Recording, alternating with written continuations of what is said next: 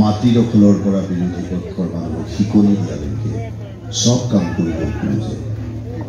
ভাল বেয়া কামৰ বিচাৰ কৰিবলৈ এৰি পেলালে সি।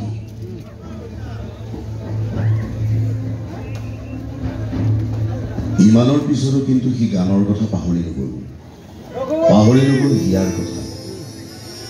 দুটা গান লিখি সুৰ দি এদিন সি হিয়াক শুনাবলৈ আমাৰ ঘৰলৈ ৰাওনা হ'ল। আৰু তেতিয়া আমাৰ ঘৰত চলি আছিল এখন কুৰুক্ষেত্ৰ। লোকৰ গাড়ীবোৰৰ পৰা ভৰাই খালি এটা নিৰাপদ আশ্ৰয় দিছে এই ঘৰটো। এই ঘৰটো ভাঙি মই মদ ভাং যোৱাৰ আশা কৰিবলৈ নিদিছে। মোৰ মানুহ হয়, মই আপোনাক চব কাম কৰি দিম ছাৰ। কিন্তু এই ঘৰটো য'ত আমাৰ বহুত ঘাম আছে, গান আছে, চকু পানী আছে, এই ঘৰটো আপুনি ভাঙিব নোৱাৰে। চকু তললে নামা নহ'লে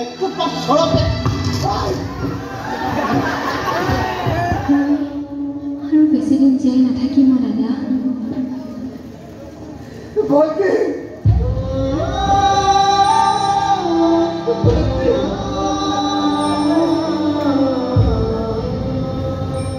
জীয়াই থাকোঁতে ভনীয়েৰকটো সময় দিব নোৱাৰি।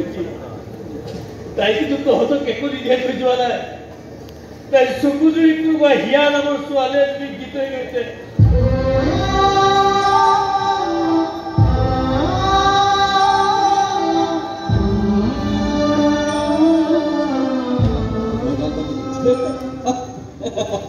ধুক মাৰি কি লাভ? মাৰিব লাগিছিল ৰঞ্জন কাকতিকে। ৰঞ্জন কাকতি মোৰ বিৰুদ্ধে এবাৰ ইলেকশ্যনত থৈছে। ডেকা ল'ৰা, ডেকা কাজৰ পিৰণিত মোৰ বিৰুদ্ধে বৰ বেয়া হৈ পৰিছে। তাকে গৈ চাফা কৰি থৈ আহিলে হ'ল। আৰু যদি পাৰ তোৰ 5 লাখ টকা এতিয়াই পঠিয়াই দিম তোৰ চকুৰ সন্মুখত। 6 বছৰ জেল খাটি এদিন সুৰুজ মুকলি আকাশৰ তলত থিয় হ'ল। ভায়েকে বহু টকা পইচা খৰচ কৰি ভাল উকিল লগাই তাৰ শাস্তিৰ ম্যাদ বহুখিনি কমাই আনিলে। সিদিনা ভায়েকেই তাক আনিবলৈ গৈছিল। লগত লৈ গৈছিল তাৰ মৰমৰ গীটাৰখন।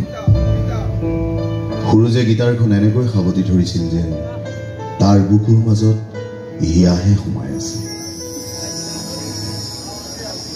দেউতা ঢুকোৱাৰ পাছত ময়ো বৰ অকলশৰীয়া হৈ গ'লো দাদা।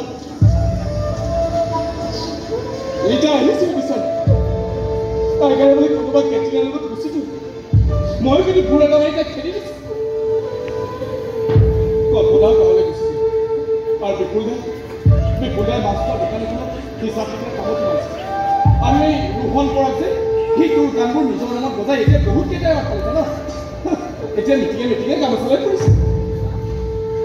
আৰু এই পাঠকদাহঁতৰ জীয়েক চলিছিল, তাইও বিয়া হৈ গ'ল নহয় ধুমধামেৰে।